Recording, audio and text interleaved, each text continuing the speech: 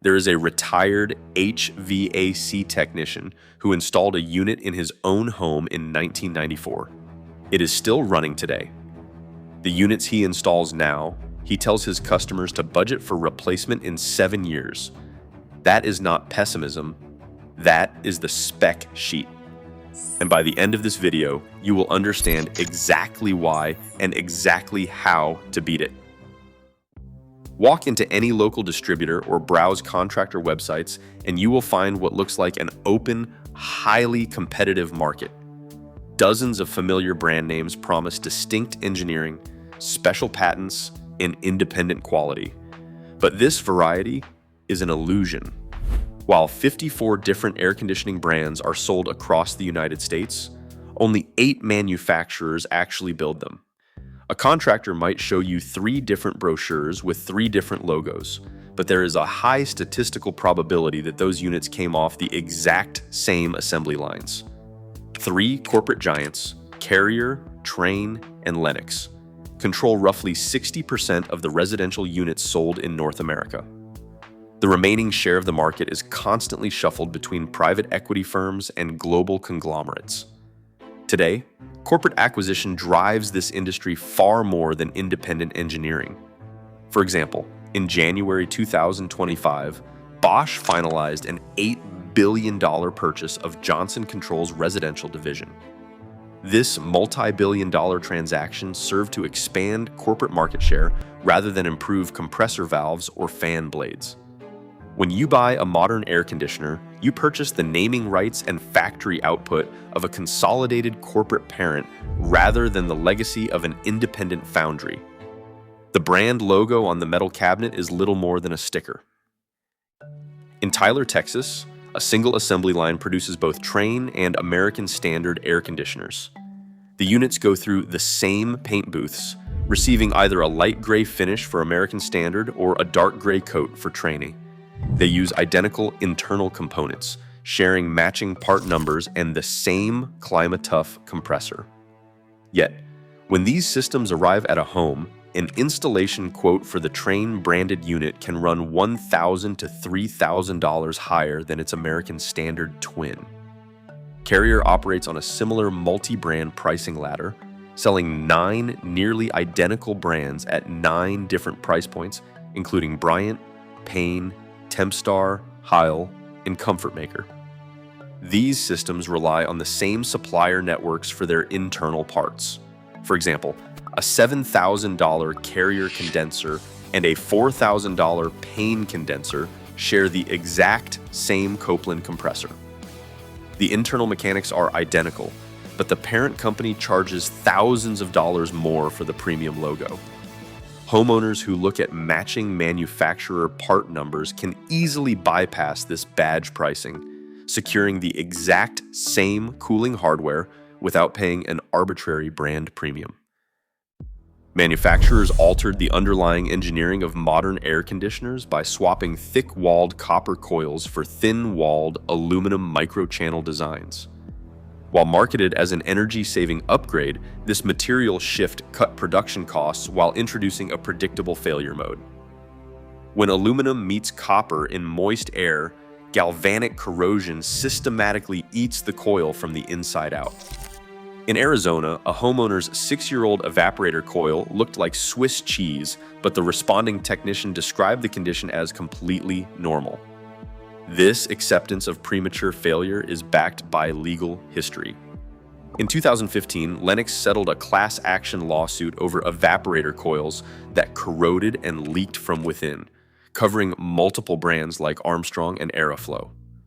Yet, even after resolving the lawsuit, the company continued selling similar thin-walled designs.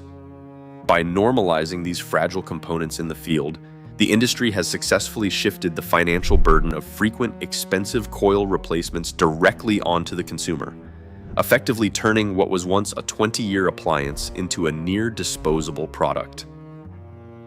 On January 1st, 2025, the Federal AIM Act banned the manufacture and import of new air conditioning systems using R410A refrigerant, forcing the industry to transition to a new standard called R454B.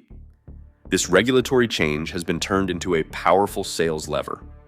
Because the new refrigerant operates under different pressures and requires compatible compressor oil, existing R410A systems cannot be retrofitted.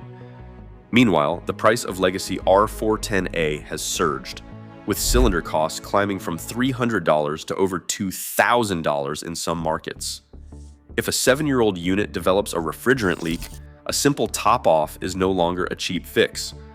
Contractors frequently use these high pricing signals and the regulatory deadline to convince families that their entire system must be scrapped, turning a routine repair call into a high-pressure, $10,000 replacement sales pitch. When a contractor sits at your kitchen table, the easiest way they can inflate their profit is by selling you a system that is too large for your home.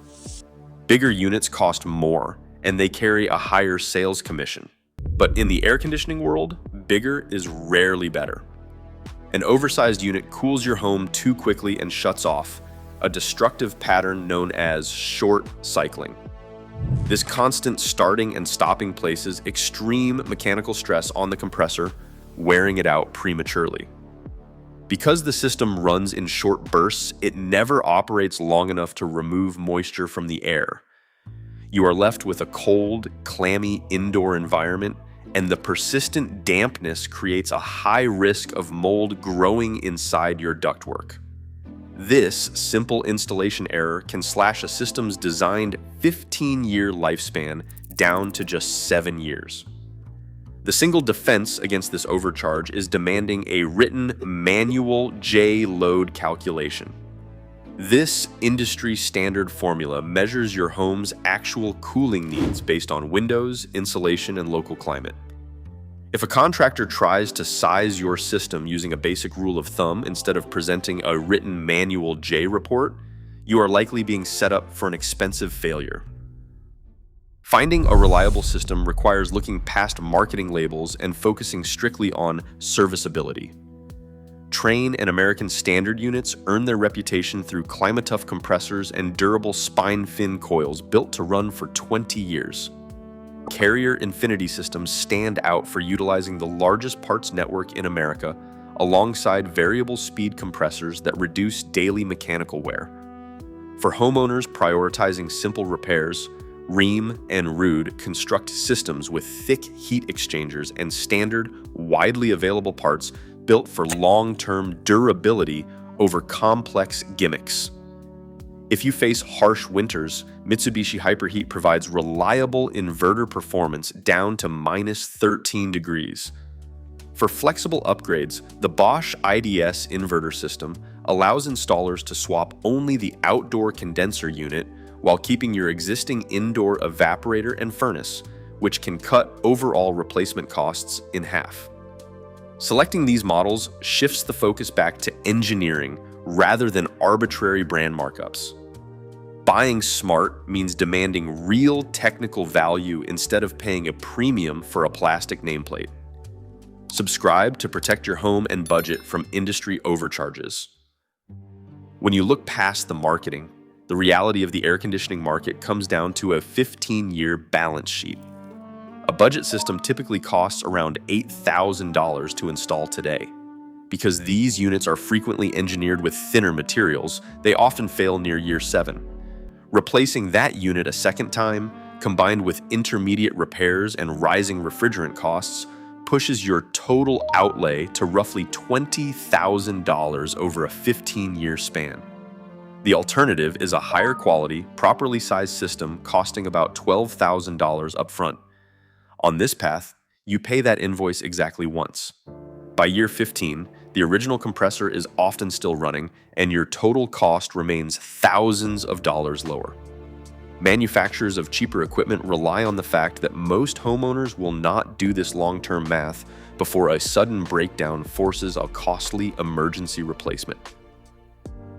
Today, your home's climate is controlled by corporate balance sheets. As engineered lifespans shrink, technical literacy is your only defense against the next hard sell. Take control of your budget. Subscribe for more investigative guides.